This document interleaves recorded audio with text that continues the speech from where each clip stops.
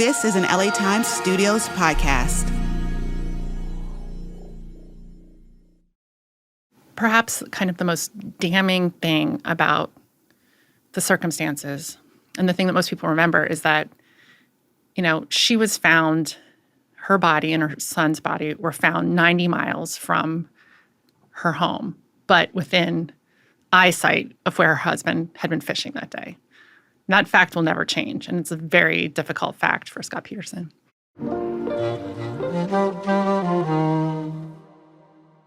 Hello and welcome to LA Crimes. I'm your host, Madison McGee, and I'm so excited to welcome back and in studio my guest for today, LA Times reporter Harriet Ryan. Harriet, thank you for being here. I'm glad to be here. I'm very excited to have you.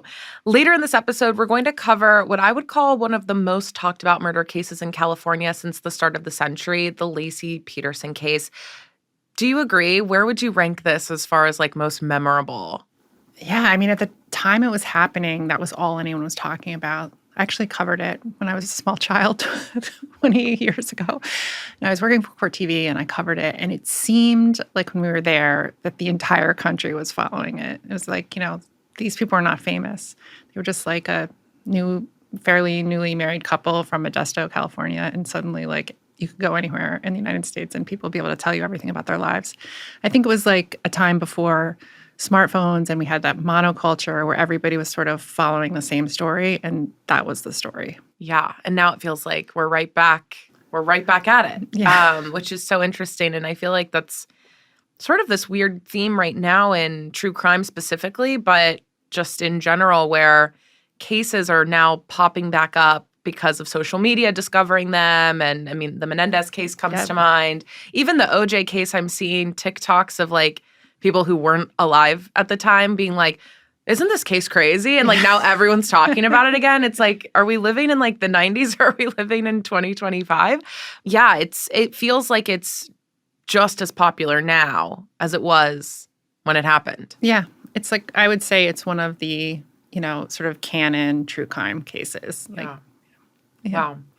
Well, I can't wait to dig deeper into that case with you. But first, I want to talk a little bit about you. I'm excited to have you here for the whole episode. And we do a little segment on this show that I call the Gateway Case. And you have a really impressive career in journalism. Thank you. I'm very curious what you remember as the case that really sparked your interest in reporting on crime. Oh my gosh, no one's ever asked me that. It's not a case anyone has ever heard of. When I was right out of college, I was working at a small newspaper in New Jersey, and the court reporter was sick. So they sent me to cover a sentencing for a girl who was my age who had been drunk driving and killed a carload of kids. And I'd never been in court before. And they were and I was like, what do I do? And they're just write down what happens. And I sat there, and there were victim impact statements. And then the defendant, who was just this young girl, spoke, and she sobbed, and everybody in the audience sobbed, and I started crying. And I was like, oh my gosh, this is this world.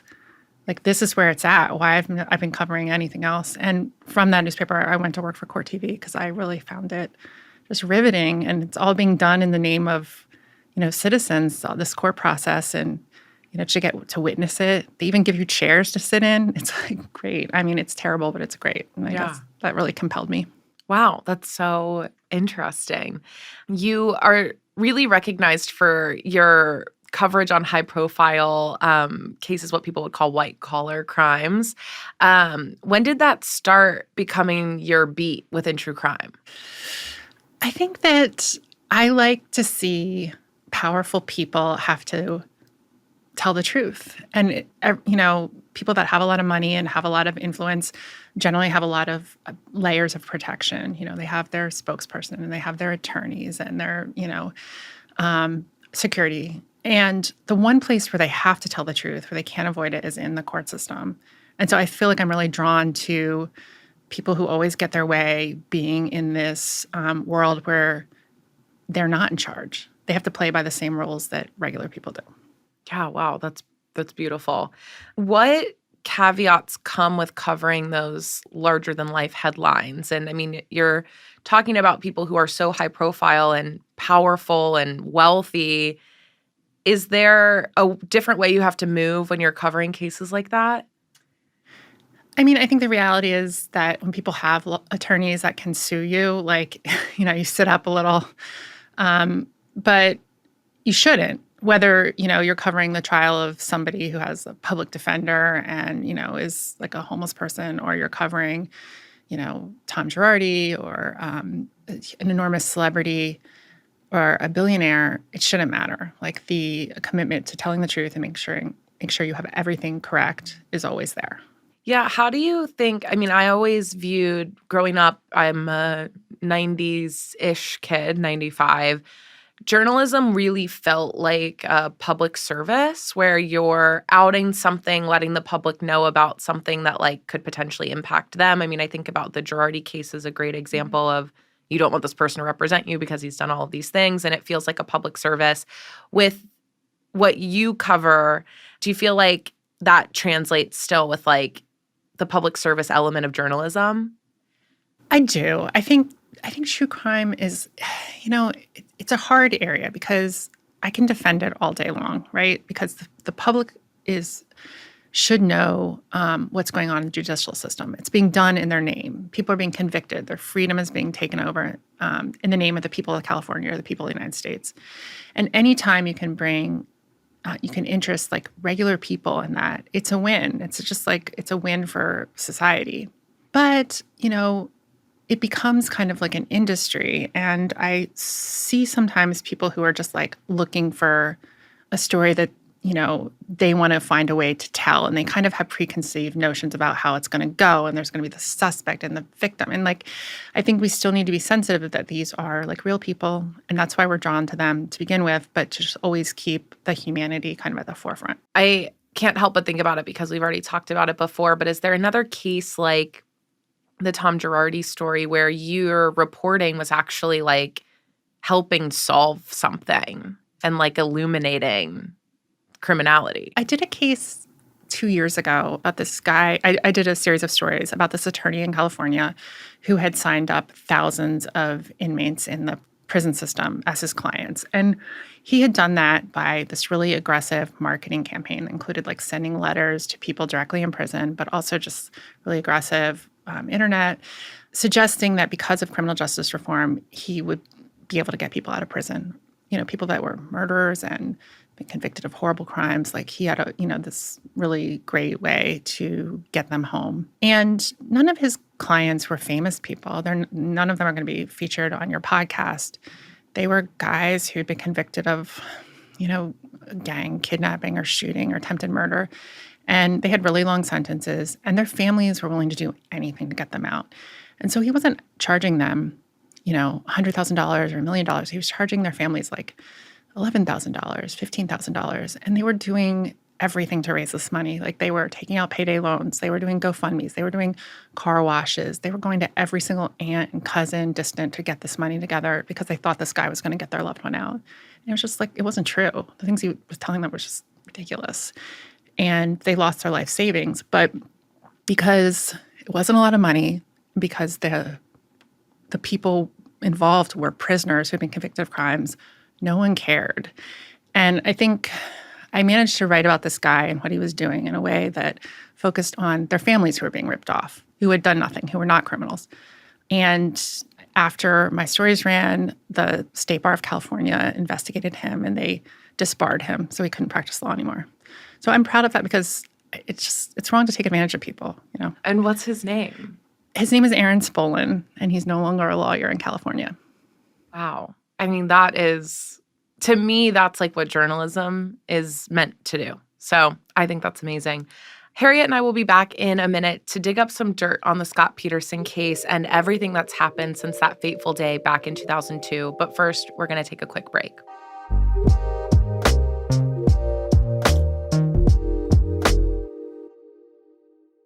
As summer winds down, I'm all about refreshing my wardrobe with staple pieces for the season ahead. Quince nails it with the luxe essentials that feel effortless and look polished, perfect for layering and mixing. Their styles are so versatile, I find myself reaching for them again and again. Think chic cashmere and cotton sweaters starting at just $40, washable silk tops, and classic denim pants, timeless styles you'll keep coming back to. The best part, everything with Quince is half the cost of similar brands. By working directly with top artisans and cutting out the middlemen, Quince gives you luxury without the markup. And Quince only works with factories that use safe, ethical, and responsible manufacturing practices and premium fabrics and finishes. I just got a new apartment and I have been eyeing the sheets, the cookware, everything home related, and it's great that Quince has it for way less than everywhere else.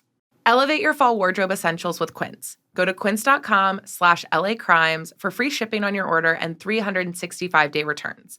That's QUINCE.com/LAcrimes for free shipping and 365-day returns. Quince.com/LAcrimes.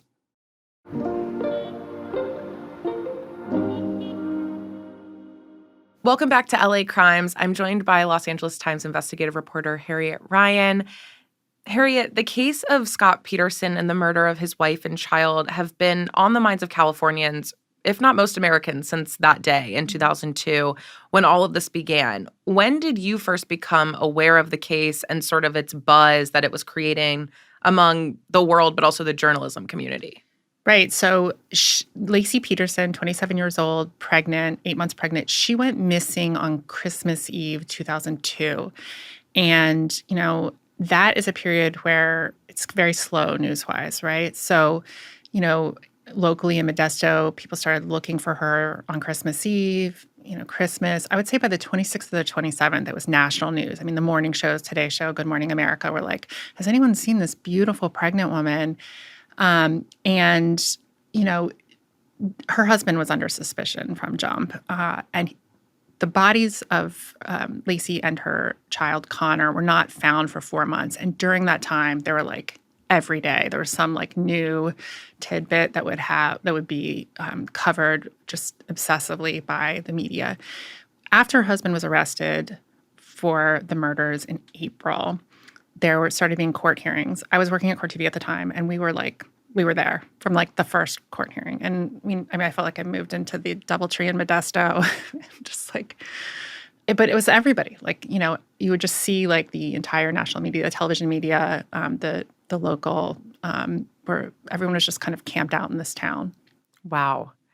Can you walk us through the early periods of this case and sort of like, I think back to like every retelling doc, articles that you've written really outline sort of the suspected day, the fishing trip, everything that sort of happened. Can you walk us through what was going on that day? Right. So December 23rd, Scott Peterson and Laci went, this last time she was seen alive, is they went to her sister's hair salon. Scott got a haircut. They talked about their plans for the day. It was going to be a family holiday, Christmas Eve dinner and Christmas. And everything seemed fine. And then the next kind of thing that we know for sure is that Scott Peterson called his mother-in-law Christmas Eve afternoon and was like, I just got home. And his mother-in-law says that what he said is, I just got home and Laci is missing.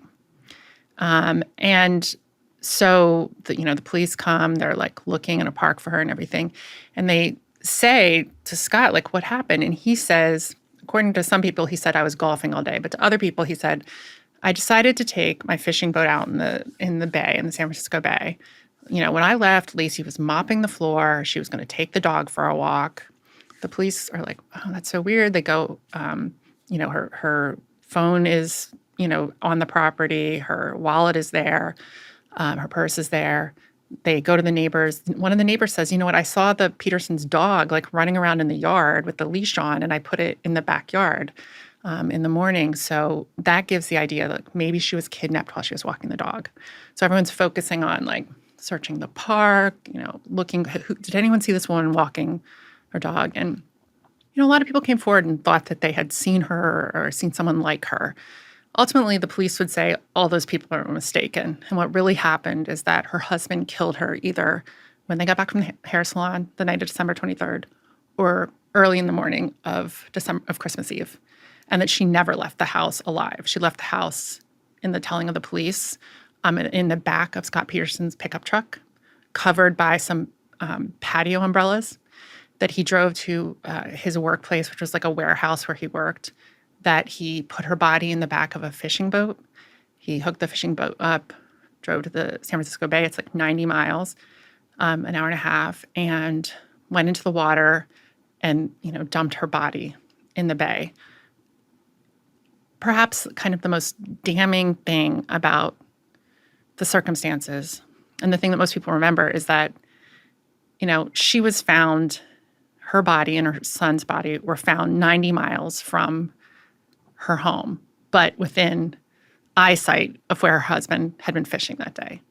And that fact will never change, and it's a very difficult fact for Scott Peterson. And they had a really compelling motive, which was that he was having an affair with a massage therapist from Fresno, and that he had made some statements to this woman that were really disturbing. And in light of what happened, he told this woman that he was single, that he was looking for a serious relationship, that he, saw a future for them. And at a certain point, she heard from friends like, wait, no, this guy lives in Modesto and he's married. And when confronted, he told her, well, I lost my wife, and this will be my first Christmas without her. But at that time, Laci Peterson was still alive, living in Modesto. This is all happening, and the national media is obsessively following it. And Scott Peterson looks like a terrible person. And there's not a shred of evidence in terms of there's no blood in the house, there's no blood in the boat.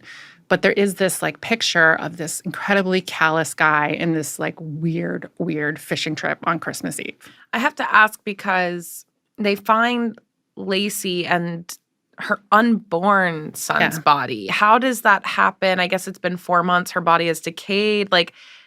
How does that work where two bodies wash up, but one body's thrown in? Yeah. So this is really unpleasant to talk about, but she had been the prosecutors believe that he weighted down her body with kind of homemade cement anchors and went to the bottom of the bay, and it decomposed, and she was fed on by marine life. And through that, the decomposition of her body released the baby from her womb. There was enough of her body that was preserved that they could tell that she had not given birth. Wow. And so the baby's body, when found, was in significantly better condition than hers, which suggested that she had protected it in her womb under the water. Wow. And with being 8 months pregnant, it's almost fully developed. So you're able to tell wow. What were some of the red flags that show up for Scott? Because as we'll get into later, a lot of this evidence is circumstantial. So they're really building out this story about him. So you have this affair and sort of the weird things he's saying. Are there other red flags about him that sort of add context to this case that they're building? Let me cite a few. One was that the fishing boat. So the prosecutor said he bought this boat without telling anybody. He bought it a couple weeks before she went missing. And they related a series of events based on his internet searches where he had been searching for tides in the San Francisco Bay. Then he was searching for buying a boat. Then he bought the boat. Their theory was that he bought the boat to kill his wife and dispose of her body. His father-in-law, and they were all very close, was an avid fisherman and loved to talk about fishing and loved to go fishing. And his father-in-law said, I didn't know he bought a boat. They didn't tell anybody. And he was keeping it at the warehouse. Now, we're going to talk about, there's more evidence that has emerged since the trial on that. But that was one of the whole fishing boat thing was super weird. When he was arrested, he was in San Diego near where he'd grown up and where his family lived. And he had dyed his hair. He was carrying tons of cash, credit cards that didn't belong to him, different IDs that weren't his, camping equipment, all kinds of clothes, for different types of weather. And the police were like, that's a guy who was about to run. He was just waiting for the bodies to be discovered, and then he was going to try to run. And then the entire time the country is searching for his wife, he's doing a bunch of things that I think the prosecution would argue aren't really consistent with the guy who's desperate to find his wife. One thing is that he traded in her Land Rover for a nice new pickup truck. He talked to a realtor about selling their house with the furnishings, and the realtor was like, really? She's still missing. This is weeks into her being missing. The baby's nursery was really decorated and ready to go, turned it into a storage room. And then he added the Playboy channel to their cable lineup. Okay. And then a few days later, canceled it and added two more explicit, the most explicit you can get sex channels, which is like if your pregnant wife is potentially coming back because you're going to be like, oh, guess what I did while you were gone? Super weird. And then he was continuing to have these conversations with this woman in Fresno who thought he was single. And he was telling her crazy things and like, oh, I'm in Europe. I'm on a business trip. I'm visiting my family back east. And kind of the most disturbing of those is that the community, the family had organized like a candlelight vigil for Laci and Connor at this park to try to raise awareness and just like pray for her. And the family was on the stage while people were talking and singing and whatnot. And, Laci's mother was like barely able to keep it together, just so upset as one would be. Scott decided he didn't want to sit on the stage. He was just sort of circulating in the crowd. And there are photos of him from the night and he's like laughing and smiling. Super weird. And then he sort of sneaks off at one point and places a call to the woman in Fresno telling her he's in Paris at the Eiffel Tower and the noises that she's hearing in the background are fireworks going off to celebrate the new year. You're like, what? I mean, it's just so weird to me because, first of all, Fresno and Modesto are not that far from each other in the grand scheme of things. And this is national news at this point. Photos of him at this vigil will be everywhere. It will not be hard to understand, oh, you were here doing this. I don't know. It just seems so strange to me. I know. It doesn't. And I mean, she did remain, the woman in Fresno, Amber Frey, did remain in the dark for some period of time. She was like a single mom, like working hard. She wasn't like, didn't read the news. For, I think, a few days, like, she had no idea. But then, like, her friends were like, lady, like, this is what's going on. And she went to the police. And the police had her continue to play dumb and to record the phone calls. And she asked him, she was like, when you said your wife you lost your wife, what did you mean by that? And, he didn't really have an answer. So, gosh. How did it unfold when the affair was revealed publicly? I mean, I think if I'm remembering correctly, the National Enquirer was like very involved in that. They got a picture. Scott Peterson had gone to this woman's like, I think, workplace Christmas party. And there was a picture of her sitting in his lap. And the National Enquirer got it. And I think that he initially tried to tell like his wife's family, oh, they like doctored the photo. Like, what's crazy is there's no like long-term thinking, and making that kind of comment. It just makes you look like crazy and stupid. So it came out, and I have to say, like, the national media is initially interested because it's like this beautiful pregnant woman. It's a very upsetting story. It's Christmas time. Then they're like, fishing trip story. That doesn't make sense. Like, let's look more closely at that. When the affair came out, everyone was like, okay, here we go. We know what's going on. Now, there's still not like a shred of forensic evidence, but just I would say the public was looking at this and saying there's a mound of common sense saying he did it. Yeah, absolutely. And how much of Laci being pregnant do you think really blew this case up to a national level? I mean, in my mind, it plays a little bit of a role, but she's already this beautiful woman who feels like she fits the mold of like your traditional all-American. She's married to this guy. She drives a Land Rover. Like, she just has this like really perfect life.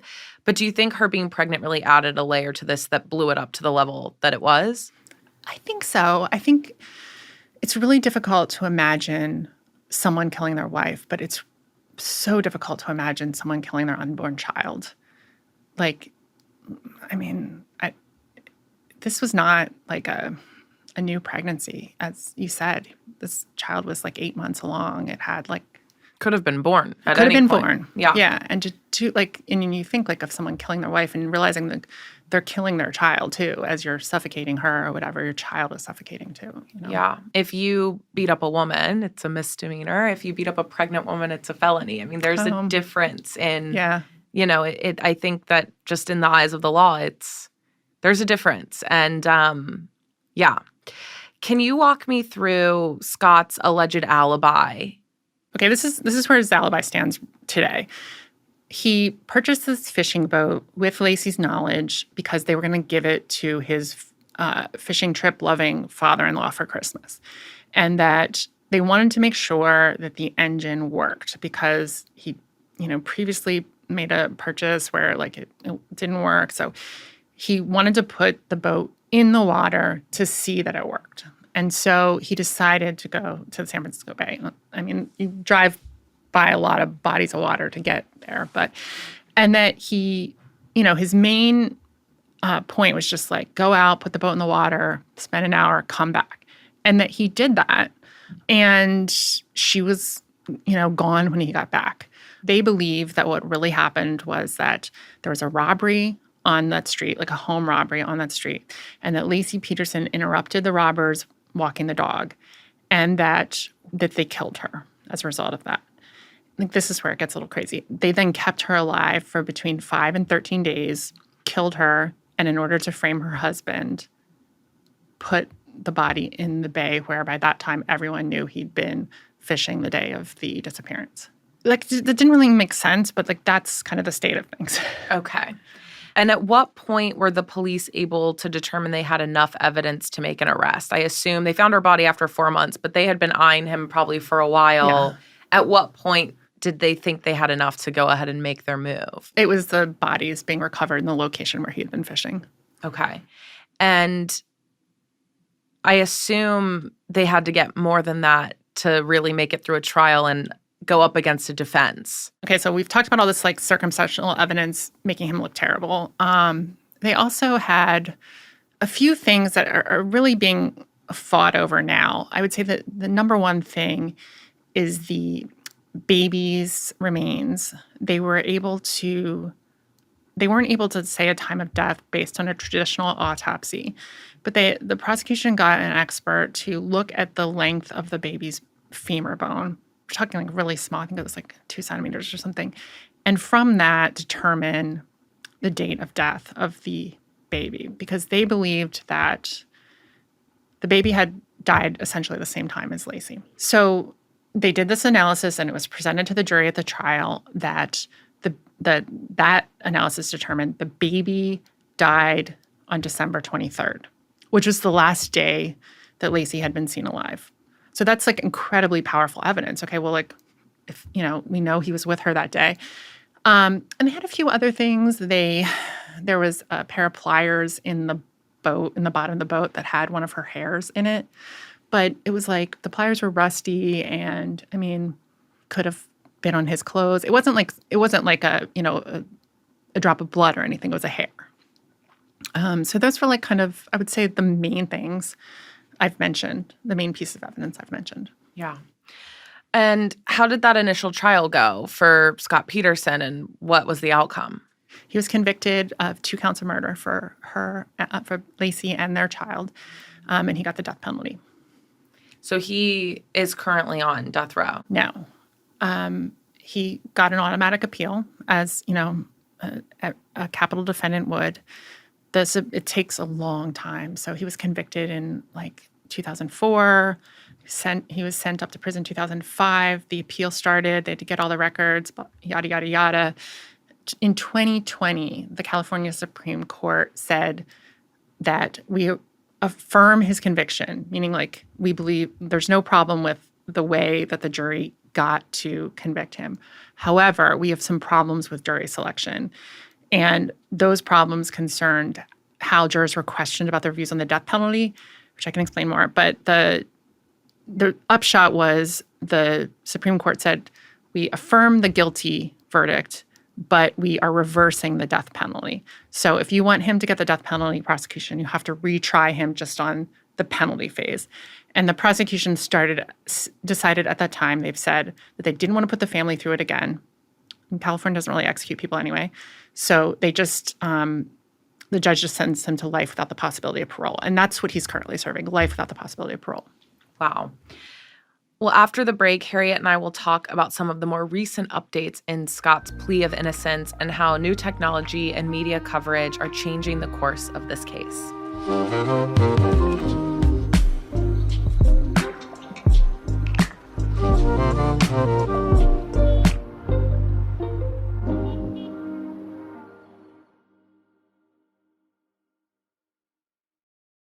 Welcome back to LA Crimes. Now, Harriet, it's 2025. Scott Peterson was sentenced to death back in 2005 after a jury convicted him of murdering both Laci and their unborn son. Why is the world now second-guessing this conviction all these years later? I mean, I don't know if the world is, but the Innocence Project did get involved in this case in 2023, like a year and a half ago. So I just want to explain, like, there's the Innocence Project is like a national organization in New York, and then they have a network of like local Innocence Projects that are affiliated but sort of independent. And so an independent Innocence Project in LA intervened in this case, and Scott Peterson said, I want them to represent me. And they, this is a very small organization, one full-time lawyer, but they have been working on his case, and they say that they have turned up evidence that he did not do these crimes, and that they want an evidentiary hearing, and that they think his conviction should be vacated. What kinds of cases do the Innocence Project typically cover? I mean, they typically do cases that you've never heard of, right? So just, a guy who got convicted of murder or rape and, it was bad evidence, and they get them out by new DNA testing or some other kind of forensic thing. I mean, there's, thousands of people in California every year write to some Innocence Project, some affiliate of the Innocence Project, or kind of like attorneys that do these exoneration cases and say, hey, I am wrongfully convicted. I am desperate for someone to review my case. And these organizations are like nonprofits, or they're the attorneys working for free. And so they'd have to turn away most everybody. Only a handful of people actually really get that attention.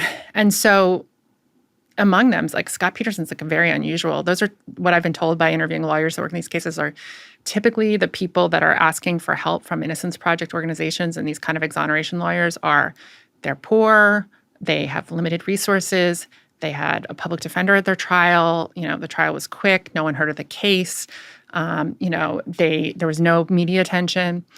In California, those people are usually from LA because it's like the biggest city. And, people, what I've learned from talking to lawyers is typically they're like people are convicted in gang shootings who are just like, I didn't do it. I was someplace else. Please help me. Scott Peterson's not like those. I mean, there's obviously massive attention to every aspect of his legal case. His family was relatively wealthy from La Jolla, and they were able to pay for a defense featuring, Mark Garagos, one of the most prominent criminal defense attorneys in the country. And he said that it was a 7-figure defense. I mean, they were able to pay that kind of cost. So it's a really unusual case for an Innocence Project organization to be involved in. Why do you think they took on Scott Peterson's case? I mean, from talking to people who understand the thinking of the organization, they were initially asked just to get involved with testing one piece of evidence, DNA testing. They had funding from a federal grant to do DNA testing in exoneration cases, and they were approached by one of Peterson's former attorneys who said, listen, can you guys just like help cover the cost of this?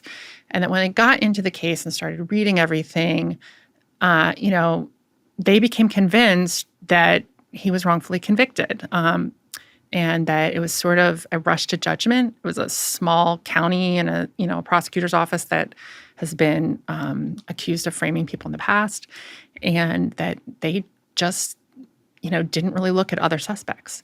And they say they don't care about the client's reputation. If they think someone's wrongfully convicted, they're going to take the case. Their defense is mainly based on the retesting of some old evidence that they believe would exonerate Scott. What is that evidence? It is the baby's femur. So they called up, the Innocence Project has like one full-time lawyer named Paula Mitchell. She called up an expert at Harvard Medical School, a radiology professor who just really focuses on fetal biometrics, like measuring babies in utero. And he spends most of his career in like the hospital, like, problematic pregnancies, helping to figure out how to treat the baby. But then, the LA Innocence Project called this guy and said, would you be willing to look at this case? And, I interviewed him and he said, I heard Innocence Project and was like, I love that organization. I have a lot of respect for them. Sure, I'll look at the evidence. And he took the size of the baby's bone and drew on new data that has been developed since the trial. There's like a lot of collection of evidence globally about, what size should a baby be at this stage and that stage and this stage. And when he ran the size of the baby's bone through these new data sets that have been developed in the intervening years, he found that no, the baby did not die on December 23rd, as everyone always believed and the jury relied on.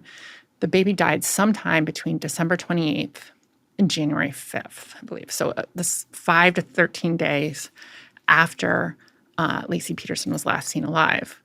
And we know that from Christmas Eve on, Scott Peterson's whereabouts are firmly established. He was being followed by the cops. He was with his family. He did not run off and kill her and dump her into the bay at that point. So, this Harvard professor's a respected guy. He's like, I did the testing. It's much more accurate than they relied on at the time of the trial. This is what it says. I don't know if Scott Peterson's guilty or not, but I know when that baby died, and it was this window. So that's it's like a huge piece of evidence. Sure. Is there also something about a mattress? Yes. So on the same day, so she goes missing. She was last seen alive December 23rd. She's reported missing December 24th. I believe on Christmas morning, about a mile from her house, a van is torched. It's set on fire in an alley. And the Scott Peterson's defense from, back at the beginning of time has always been trying to connect it and find connections to potentially other crimes. I mentioned the burglary, but they also feel like this van might be somehow involved in her disappearance.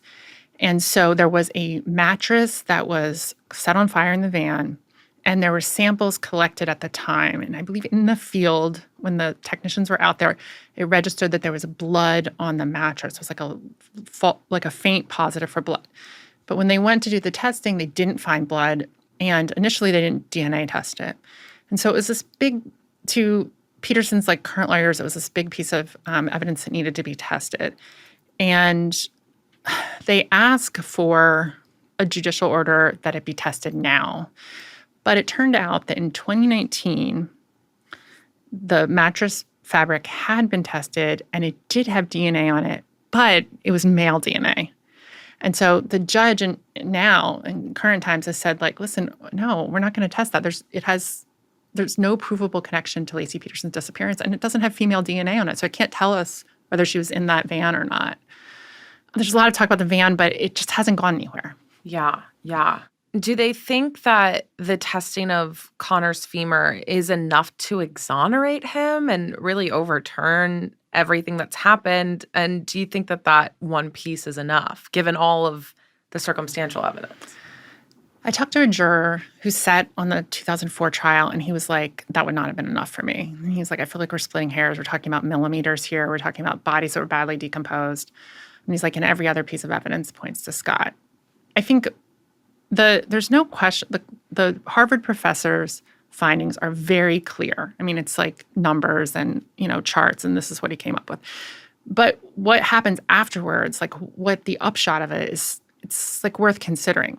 So if he's accurate about when Laci and the baby died, that means that someone kidnapped Laci Peterson on December 24th, kept her alive until between December 28th and January 5th, somewhere, as the entire world was looking for her, and then killed her on sometime between December 28th and January 5th, and then managed to dump her body in the bay where people were searching for her.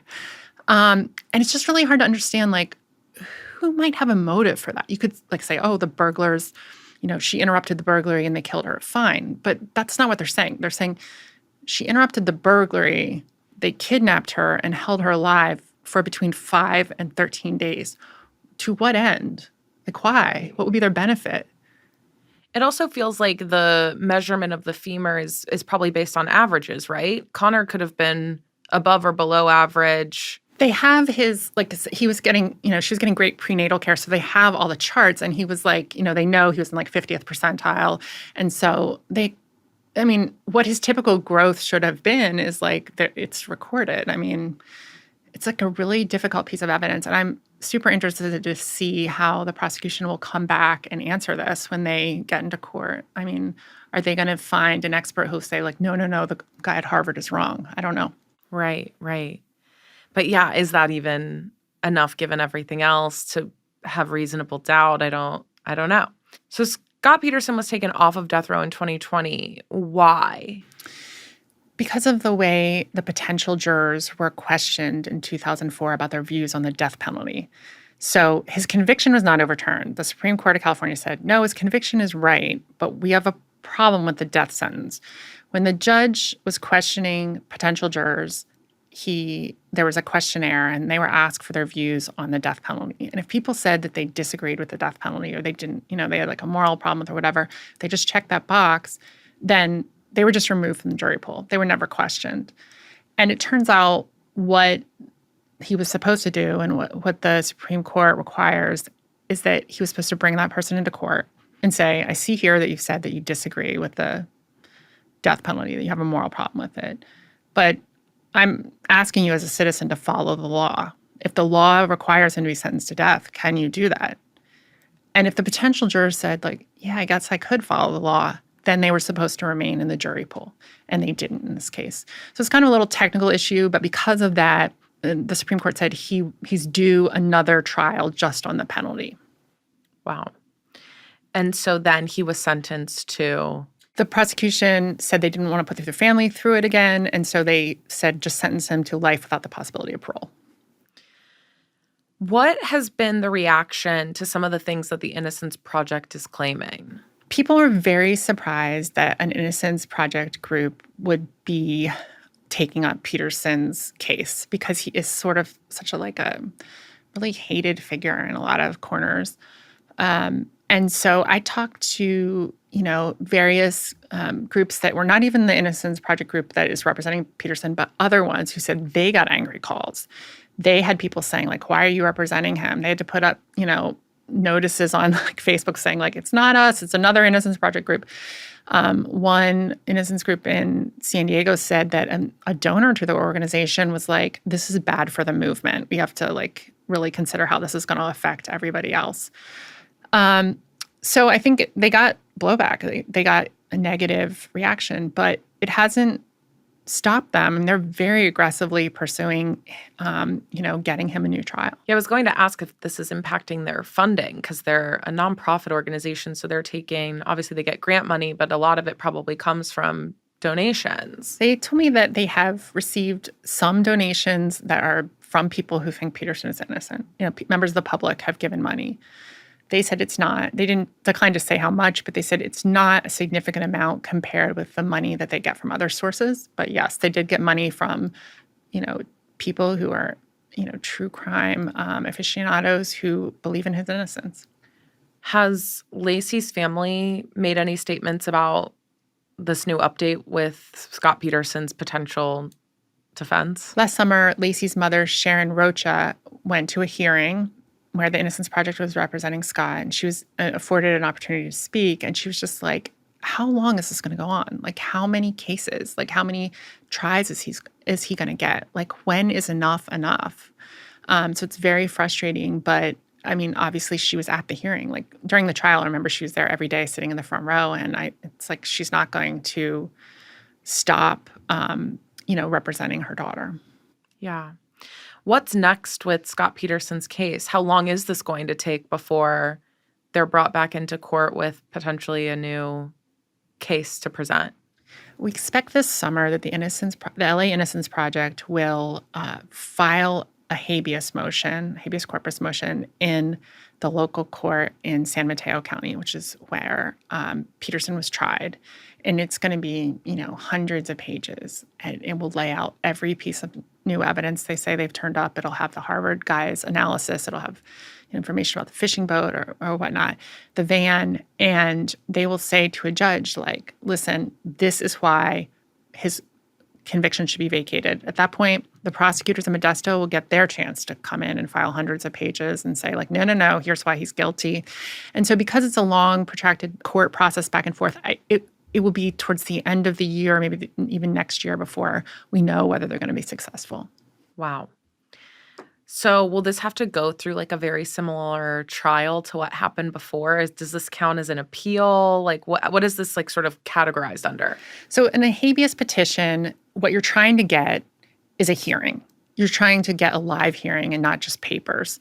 So if you can convince the judge there's something here then the judge would say, let's get some live witnesses in here. I want to hear from people. And the judge could then say, like, yes, I'm convinced. Like, this person deserves a new trial. So it's sort of like a grand jury, because that's how they decide if there's like enough evidence for like a trial. It's like a grand jury in that it's not a trial. There's just select evidence is presented, but it's not like a grand jury in that the decision's with the judge rather than jurors. Okay.